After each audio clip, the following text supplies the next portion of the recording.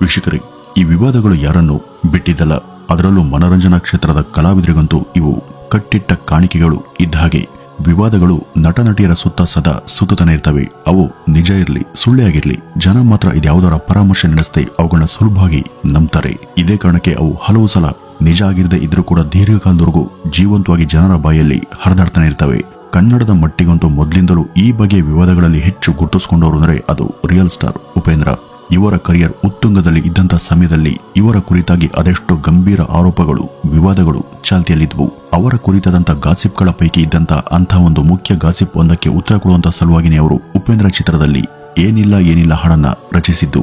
ಉಪೇಂದ್ರ ಅವರು 1992ರ ಇಸ್ವಿಯಲ್ಲಿ ತಮ್ಮ ತರ್ಲೆ ನನ್ ಮಗ ಚಿತ್ರದ ಮೂಲಕ ನಿರ್ದೇಶನಕ್ಕೆ ಇಳಿದರು. ಅದಕ್ಕೂ ಮೊದಲು ಅವರು ಕತೆಗಾರರಾಗಿ, ಲಿರಿಕ್ ರೈಟರ್ ಆಗಿ, ಸಂಭಾಷಣೆಕಾರರಾಗಿ ಮತ್ತು ಸಹಾಯಕ ನಿರ್ದೇಶಕರಾಗಿ ಒಂದಷ್ಟು ಚಿತ್ರಗಳಲ್ಲಿ ನಿರ್ದೇಶಕರಾದಂಥ ಕಾಶಿನಾಥ್ ಅವ್ರ ಜೊತೆ ಕೆಲಸ ಮಾಡಿದ್ದುಂಟು. 1995ರಲ್ಲಿ ಅವರ ನಿರ್ದೇಶನದ ಪ್ರಧಾನ ಚಿತ್ರವಾದಂಥ ಓಂ ಚಿತ್ರ ತೆರೆ ಕಾಣುತ್ತೆ. ಈ ಚಿತ್ರವಂತೂ ಮೈತುಂಬ ವಿವಾದಗಳನ್ನ ಹೊತ್ಕೊಂಡೇ ಬಿಡುಗಡೆ ಕಂಡಿತ್ತು. ಈ ಚಿತ್ರದ ಸಮಯದಿಂದಲೂ ಕೂಡ ಉಪೇಂದ್ರ ಅವ್ರ ಬಗ್ಗೆ ಅನೇಕ ವದಂತಿಗಳು ಹುಟ್ಕೊಂಡಿದ್ವು. ಉಪೇಂದ್ರ ಅವರು ಯಾವುದೇ ಕತೆ ಅಥವಾ ಸಂದೇಶವನ್ನು ಕೊಡೋದಿಕ್ಕೆ ನೇರವಾದ ಹಾಗೂ ವಿಭಿನ್ನವಾದಂತಹ ಮಾರ್ಗವನ್ನ ಆರಿಸ್ತಾರೆ. ಅವರ ಎ ಮತ್ತು ಉಪೇಂದ್ರ ಚಿತ್ರಗಳಲ್ಲಿನ ಅವರ ಅತಿರೇಕದ ನಟನೆ ಹಾಗೂ ಸನ್ನಿವೇಶಗಳು ಅವತ್ತಿನ ಮೀಡಿಯಾಗಳಲ್ಲಿ ಭಾರಿ ಚರ್ಚೆಗೆ ಗ್ರಾಸವಾಗಿದ್ವು. ಎ ಸಿನಿಮಾದಲ್ಲಿ ಅವರು ಆರಂಭದಲ್ಲಿ ದೇವಸ್ಥಾನಕ್ಕೆ ನುಗ್ಗಿ ಗಣೇಶ ದೇವರಿಗೆ ಆವಾಜನ್ನು ಹಾಕ್ತಾ ಈ ವಿಗ್ರಹದ ಮುಂದಿದ್ದಂತ ಎಲ್ಲಾ ವಸ್ತುಗಳನ್ನು ಕೂಡ ಚಲ್ಲಾಪಿಲ್ಲಿ ಮಾಡಿ ಕೊನೆಗೆ ಆ ವಿಗ್ರಹವನ್ನ ಬಾವಿಗೆ ಎಸೆದರೆ, ನಂತರ ವಾಪಸ್ ಬಂದು ವಿಗ್ರಹದ ಸ್ಥಳದಲ್ಲಿ ತಾವೇ ಕುಳಿತು ಅಲ್ಲಿದ್ದ ಪೂಜಾರಿಯಿಂದ ಪೂಜೆಯನ್ನ ಮಾಡಿಸ್ಕೊಳ್ತಾರೆ. ಇವೆಲ್ಲ ಅತ್ಯಂತ ಸೂಕ್ಷ್ಮ ಸಂಗತಿಗಳು.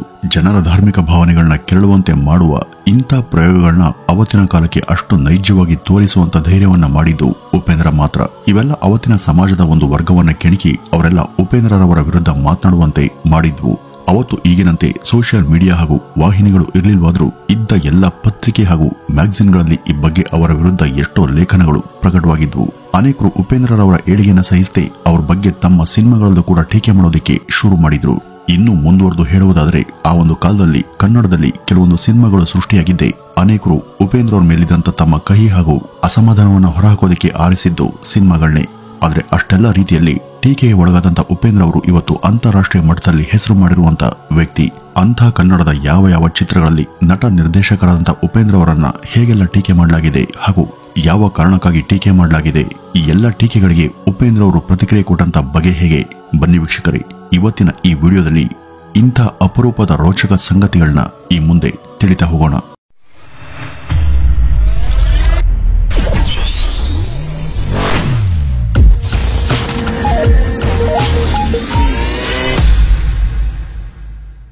ವೀಕ್ಷಕರೇ, ನಟ ಉಪೇಂದ್ರರವರ ಪ್ರಯೋಗಗಳನ್ನ ಹಾಗೂ ಅವರ ವೈಯಕ್ತಿಕ ಬದುಕಿನ ನಿರ್ಧಾರಗಳನ್ನ ಟೀಕಿಸಿ ತೆಗೆದಂತ ಚಿತ್ರಗಳ ಪೈಕಿ ನಾವು ಮೊದಲನೇದಾಗಿ ಹೇಳಬೇಕಾದದ್ದು ಇಸ್ವಿ 1999ರಲ್ಲಿ ತೆರೆಗೆ ಬಂದಂತ ಝಡ್ ಎಂಬ ಹೆಸರಿನ ಕನ್ನಡದ ಚಿತ್ರದ ಬಗ್ಗೆ. ಇದರ ನಿರ್ದೇಶಕರು ಪ್ರವೀಣ್ ನಾಯಕ್ ಅವರು. ಡಾಕ್ಟರ್ ರಾಜ್ಕುಮಾರ್ ಅವರ ಅಪ್ಪಟ ಆರಾಧಕರಾದಂತ ಇವರು ಈ ಹಿಂದೆ ಉಪೇಂದ್ರ ಅವರ ಇಷ್ಟ್ ಚಿತ್ರದಲ್ಲೂ ಕೂಡ ಒಂದು ಮುಖ್ಯ ಪಾತ್ರದಲ್ಲಿ ನಟಿಸಿದ್ರು. ನಟ ರಮೇಶ್ ಅವರ ಆಪ್ತ ಗೆಳೆಯರಾದಂತ ಇವರನ್ನ ನೀವು ಕೂಡ ಕೆಲವೊಂದು ಚಿತ್ರಗಳಲ್ಲಿ ನೋಡಿರ್ತೀರಿ. ಇವರ ನಿರ್ದೇಶನದಲ್ಲಿ ಮೂಡಿ ಬಂದಿದಂತ ಚಿತ್ರನೇ ಈ ಝಡ್ ಸಿನಿಮಾ. ಈ ಹಿಂದೆ 1998ರಲ್ಲಿ ಬಂದಿದ್ದಂತ ಉಪೇಂದ್ರ ಅವರ ಎ ಚಿತ್ರಕ್ಕೆ ಉತ್ತರವೆನ್ನುವ ಹಾಗೆ ಅಥವಾ ಅದಕ್ಕೆ ನೆಗೆಟಿವ್ ಕ್ರಿಟಿಕ್ ಎನ್ನುವಂತೆ ಬಂದಂತ ಚಿತ್ರ ಇದು. ಇದರಲ್ಲಿ ಉಪೇಂದ್ರ ಅವರ ಎ ಚಿತ್ರದ ವಾಸ್ತವತೆಯ ತುಲನೆ ಮಾಡಲಾಗಿತ್ತು. ನೀವೆಲ್ಲ ಎ ಚಿತ್ರವನ್ನ ನೋಡಿರ್ತೀರ. ಅದರಲ್ಲಿ ಅತ್ಯಂತ ಕಟ್ಟುನಿಟ್ಟಿನ ಸ್ವಭಾವದ ಯುವ ನಿರ್ದೇಶಕನೊಬ್ಬ ಅವನ ಜೊತೆ ನಡೆಸೋದಕ್ಕೆ ಬಂದಂತ ನಟಿಯ ಪ್ರೀತಿಯ ಮೋಹಪಾಶಕ್ಕೆ ಸಿಲುಕಿ ಮೋಸ ಹೋಗುವ ಹಾಗೂ ಕೊನೆಯಲ್ಲಿ ಆಕೆಯಿಂದನೇ ತನ್ನ ಕನಸಿನ ಎ ಚಿತ್ರ ಪೂರ್ಣಗೊಳಿಸುವ ಬಗ್ಗೆ ಅತ್ಯಂತ ಸೊಗಸಾಗಿ ವಿಭಿನ್ನ ಶೈಲಿಯಲ್ಲಿ ತೋರಿಸಲಾಗಿತ್ತು. ಇದರಲ್ಲಿ ನಟ ಒಂದು ದೊಡ್ಡ ಬಂಗಲೆ ಮುಂದೆ ನಿಂತು ಅದರ ಕಿಟಕಿ ಗಾಜನ್ನು ಹೊಡೆದುಹಾಕಿ ಆ ಮನೆಯ ಮಾಲೀಕರಿಗೆ ಆ ಮನೆಯನ್ನ ಅವರಿಗೆ ಸಂಬಂಧವೇ ಇರದಿದ್ದಂತ ವೃದ್ಧ ವ್ಯಕ್ತಿಗೆ ಬರ್ಕೊಡೋದಕ್ಕೆ ತಾಕೀತನ್ನ ಮಾಡುವಂತ ದೃಶ್ಯ ಇತ್ತು. ಆಗ ಈ ದೃಶ್ಯವನ್ನ ಥಿಯೇಟರ್ಗಳಲ್ಲಿ ನೋಡಿದಂತ ಜನ ಎಂಜಾಯ್ ಮಾಡಿದ್ರು. ಒಂದಷ್ಟು ಜನ ಅದರ ಅತಿರೇಕತೆಗೆ ಹಾಗೂ ಅವಾಸ್ತವಿಕತೆಯನ್ನ ವಿರೋಧ ಕೂಡ ಮಾಡಿದ್ರು. ಈ ಚಿತ್ರ ಬಂದಾಗ ಇದರ ಇಂಥ ಎಷ್ಟೋ ಸನ್ನಿವೇಶಗಳಿಂದಾಗಿ ಈ ಚಿತ್ರ ಗಾಂಧಿನಗರದ ಟಾಕ್ ಆಫ್ ದಿ ಟೌನ್ ಆಗಿತ್ತು. ಇದರಲ್ಲಿ ನಟಿ ಚಾಂದಿನಿಯವರ ನಟನೆಯನ್ನ ಪ್ರಶಂಸೆ ಮಾಡಲಾಗಿತ್ತು.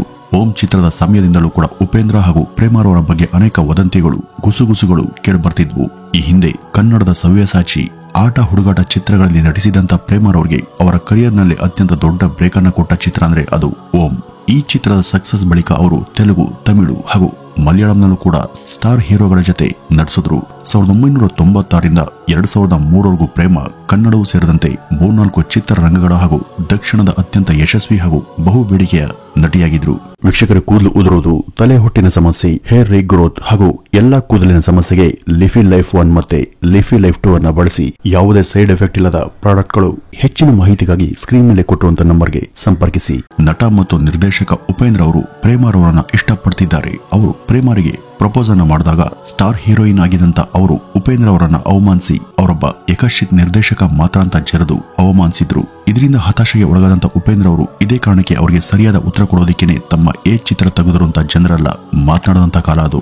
ಅಂದಿನ ಒಂದಷ್ಟು ಬೆಳವಣಿಗೆಗಳು ಹಾಗೂ ಚಿತ್ರದಲ್ಲಿ ತೋರಿಸಲಾದಂತ ಉಪೇಂದ್ರ ಅವರ ಮನಸ್ಥಿತಿ, ಆಲೋಚನೆ, ಸನ್ನಿವೇಶಗಳೆಲ್ಲ ಇಂಥ ವದಂತಿಗಳಿಗೆ ಸಾಕಷ್ಟು ಪೂರಕವಾಗಿಯೇ ಇದ್ವು. ಆದರೆ ಈ ಊಹೆಗಳ ಬಗ್ಗೆ ಉಪೇಂದ್ರ ಆಗ್ಲಿ ಹಾಗೂ ನಟಿ ಪ್ರೇಮ ಆಗ್ಲಿ ಯಾವುದೇ ರೀತಿಯಲ್ಲೂ ಕೂಡ ಸ್ಪಂದಿಸಲಿಲ್ಲ. ಆದ್ರೂ ಕೂಡ ಜನರ ಗುಸುಗುಸು ನಿಲ್ಲಿಲ್ಲ. ನಂತರ ಇಸ್ವಿ 1999ರ ಫೆಬ್ರವರಿಯಲ್ಲಿ ಝೆಡ್ ಸಿನಿಮಾ ತೆರೆಗೆ ಬಂತು. ಇದರಲ್ಲಿ ನಟ ಪ್ರಕಾಶ್ ರಾಯ್, ನಟಿ ಪ್ರೇಮ, ಟೆನ್ನಿಸ್ ಕೃಷ್ಣ ಮೊದಲಾದವರು ಇದ್ರು. ಬಡ ಕುಟುಂಬದ ಸಾಧಾರಣ ನಿರ್ದೇಶಕನೊಬ್ಬ ತನ್ನ ಪ್ರತಿಭೆಯಿಂದಾಗಿ ಸ್ಟಾರ್ ನಿರ್ದೇಶಕನಾಗಿ ತಾನು ಬೆಳಿಬೇಕು ಎಂಬ ಸ್ವಾರ್ಥದಿಂದ ನಟಿ ಹಾಗೂ ಪ್ರೇಯಸಿಯಾಗಿದ್ದಂತ ಪ್ರೇಮಳ ವ್ಯಕ್ತಿತ್ವ ಹರಣಕ್ಕೆ ಮುಂದಾಗಿ ಕೊನೆಯಲ್ಲಿ ಹುಚ್ಚನಾಗುವಂತ ಕಥಾಹಂದರವನ್ನ ಇದರಲ್ಲಿ ತೋರಿಸಲಾಗಿತ್ತು.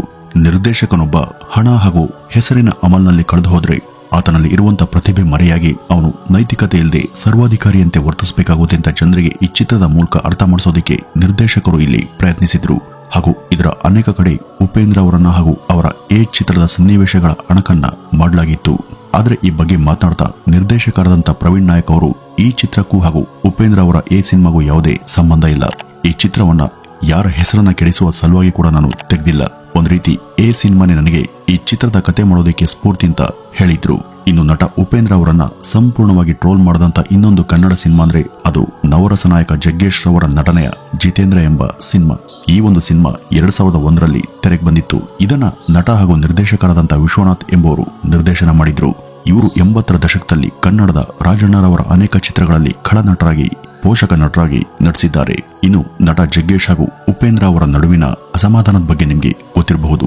ಹಿರಿಯ ನಟ ಜಗ್ಗೇಶ್ ಅವರು ಮೊದಲ ಸಲ ನಾಯಕರಾಗಿ ನಟಿಸಿದ್ದೇ ಈ ಉಪೇಂದ್ರ ನಿರ್ದೇಶನದ ತರ್ಲೆ ನನ್ ಮಗ ಸಿನಿಮಾದಲ್ಲಿ. ಹೀಗಿದ್ದು ಕೂಡ ಮುಂದೆ ವಿವಿಧ ಕಾರಣಗಳಿಂದಾಗಿ ಇವರಿಬ್ಬರ ನಡುವೆ ಅಂತರ ಸೃಷ್ಟಿಯಾಗುತ್ತೆ. ಉಪೇಂದ್ರ ಚಿತ್ರದ ಸಂದರ್ಭದಲ್ಲೂ ಕೂಡ ಇವರಿಬ್ಬರ ನಡುವೆ ಕಲಹ ಶುರುವಾಯಿತು ಅಂತ ಹೇಳಲಾಗುತ್ತೆ. ನೀವೆಲ್ಲ ಉಪೇಂದ್ರ ಚಿತ್ರವನ್ನ ನೋಡಿದ್ದೀರಾ. ಈ ಒಂದು ಚಿತ್ರ ಕೂಡ ಸಾಕಷ್ಟು ವಿವಾದವನ್ನ ಎಬ್ಸಿತ್ತು. ಈ ಒಂದು ಸಿನಿಮಾದಲ್ಲಿ ಉಪೇಂದ್ರ ಅವರ ನಟನೆ, ಮಾರ್ಮಿಕ ಸಂಭಾಷಣೆ, ಅತಿರೇಕದ ಸನ್ನಿವೇಶಗಳು ಇವೆಲ್ಲ ಆ ಕಾಲಕ್ಕೆ ಜನರನ್ನ ರಂಜಿಸಿದ್ವು. ತಲೆಕೆಟ್ಟ ವ್ಯಕ್ತಿ, ಮನಸ್ಸಿಗೆ ಬಂದಂತೆ ಕತೆ ಮಾಡ್ತಾನೆ, ಹೆಣ್ಣಿಗೆ ಗೌರವಿಸಿದ ವ್ಯಕ್ತಿ, ಹಾಗೆ ಹೀಗೆ ಎಂಬ ಸಾಕಷ್ಟು ನಿಂದನೆಗಳು ಕೂಡ ಅವ್ರ ಮೇಲೆ ಕೇಳಿಬಂದಿದ್ವು. ಉಪೇಂದ್ರ ತಾನು ಸರಿ ಇಲ್ಲದೆ ಇರಬಹುದು, ಆದ್ರೆ ಅವ್ರಿಗೆ ಸಮಾಜದ ಎಲ್ಲರನ್ನೂ ಕೂಡ ನಿಂದಿಸುವಂತ ಅಧಿಕಾರವನ್ನ ಇವ್ರಿಗೆ ಕೊಟ್ಟಿದ್ಯಾರು? ಜನರ್ಯಾರು ಸರಿಯಿಲ್ಲ ಅನ್ನೋದಕ್ಕೆ ಉಪೇಂದ್ರ ಯಾರು? ಈ ರೀತಿ ಮುಂತಾಗಿ ಉಪೇಂದ್ರ ಅವ್ರ ಮೇಲೆ ಒಂದಿಡೀ ಜನಸಮೂಹವೇ ತಿರುಗಿಬಿದ್ದಂತಹ ಕಾಲ ಅದು. ಅದರ ಪರಿಣಾಮನೇ ಜಿತೇಂದ್ರ ಚಿತ್ರ ಹುಟ್ಟಿಗೆ ಮೂಲ ಕಾರಣ ಅಂತ ಹೇಳಬಹುದು. ಹೌದು, ಇದರಲ್ಲಿ ಉಪೇಂದ್ರ ಚಿತ್ರ ಹಾಗೂ ಅದರಲ್ಲಿ ಅವರ ದೃಷ್ಟಿಕೋನವನ್ನ ಹೀಳಿಸಬೇಕು ಅಂತಾನೆ ಈ ಒಂದು ಚಿತ್ರ ತೆರೆಗೆ ಬಂದಿತ್ತು ಅಂತ ಹಲವರು ಈ ಬಗ್ಗೆ ಮಾತನಾಡ್ಕೊಂಡಿದ್ರು. ಜಿತೇಂದ್ರ ಸಿನಿಮಾದಲ್ಲಿ ಉಪೇಂದ್ರ ಸಿನಿಮಾದ ಪಾತ್ರದಿಂದ ಸಾಕಷ್ಟು ಪ್ರಭಾವಿತರಾದಂತ ಜಗ್ಗೇಶ್ ನಿಜ ಬದುಕಲ್ಲೂ ಕೂಡ ಅದೇ ರೀತಿ ಫಿಲ್ಟರ್ ಇಲ್ಲದೆ ಎಲ್ಲಾ ಕಡೆ ವರ್ತಿಸಿದರೆ ಸಮಾಜ ಆತನಿಗೆ ಹೇಗೆ ಸ್ಪಂದನೆ ಮಾಡುತ್ತೆ ಅಂತ ತೋರಿಸಲಾಗಿತ್ತು. ಈ ಚಿತ್ರದ ಕೊನೆಯಲ್ಲಿ ಉಪೇಂದ್ರ ಅವರಿಗೆ ನಿಮ್ಮ ಈ ಅವಲೋಕನೆ ಸರಿಯಿಲ್ಲ, ಇಡೀ ಸಮಾಜವನ್ನ ಬೈಯುವ, ಕೀಳಾಗಿ ಕಾಣುವಂತ ನೈತಿಕತೆ ಯಾರಿಗೂ ಇಲ್ಲ, ಜನರಿಗೆ ಒಳಿತು ಕೆಡುಕುಗಳ ಅರಿವು ಚೆನ್ನಾಗಿನೇ ಇದೆ, ಸಮಾಜ ಕೂಡ ಸುಂದರವಾಗಿದೆ, ಇಲ್ಲಿ ಪ್ರತಿ ಸುಳ್ಳು ಹಾಗೂ ತೋರಿಕೆಯ ಮುಂದೆ ಒಂದು ಅಂಡರ್ಸ್ಟ್ಯಾಂಡಿಂಗ್ ಇದ್ದೇ ಇರುತ್ತೆ, ಎಲ್ಲ ಭಾವನೆಗಳು ಕೂಡ ಇಲ್ಲಿ ನಕಲಿಯಲ್ಲ, ಮನ್ಸು ಹೇಳಿದಂತೆಲ್ಲ ಇಲ್ಲಿ ಬದುಕೋದಿಕ್ಕೆ ಸಾಧ್ಯ ಇಲ್ಲ ಅಂತ ಟಾಂಗನ್ನ ಕೊಡಲಾಗಿತ್ತು. ಆದ್ರೆ ಜಿತೇಂದ್ರ ಚಿತ್ರ ಬಾಕ್ಸ್ ಆಫೀಸ್ ನಲ್ಲಿ ಸೋತಿತ್ತು. ಆದ್ರೆ ಉಪೇಂದ್ರ ಚಿತ್ರ ಅಂತಾರಾಷ್ಟ್ರೀಯ ಮಟ್ಟದಲ್ಲಿ ಗುರುತಿಸಿಕೊಂಡ ಹಾಗೂ ಸತತ 200 ದಿನಗಳ ಕಾಲ ಓಡದಂತ ಚಿತ್ರ. ಜಿತೇಂದ್ರ ಚಿತ್ರ ನೇರವಾಗಿ ತನ್ನನ್ನೇ ಪಾಯಿಂಟ್ ಔಟ್ ಮಾಡಿದ್ರು ಕೂಡ ಆಗ ಉಪೇಂದ್ರ ಅದ್ರ ಬಗ್ಗೆ ಏನೂ ಕೂಡ ಮಾತನಾಡಲಿಲ್ಲ. ಇಷ್ಟಕ್ಕೂ ಅವರು ಉಪೇಂದ್ರದಲ್ಲಿ ಅವರೇ ಸತ್ಯದ ಮನವರಿಕೆಯನ್ನ ಮಾಡಿಕೊಟ್ಟಿದ್ದಾರೆ. ಚಿತ್ರದ ಕೊನೆಯಲ್ಲಿ ಅವರೇ ಸ್ವತಃ ಆತ್ಮವಿಮರ್ಶೆ ಮಾಡಿಕೊಂಡಿದ್ದಾರೆ. ಹೀಗಿರುವಾಗ ಈ ಚಿತ್ರದ ವಿಮರ್ಶೆ ರೂಪದಲ್ಲಿ ಯಾರೋ ಇನ್ನೊಂದು ಸಿನಿಮಾವನ್ನು ಹೊರತೆಗೆಯುವಂತ ಅಗತ್ಯ ಇರಲಿಲ್ಲ.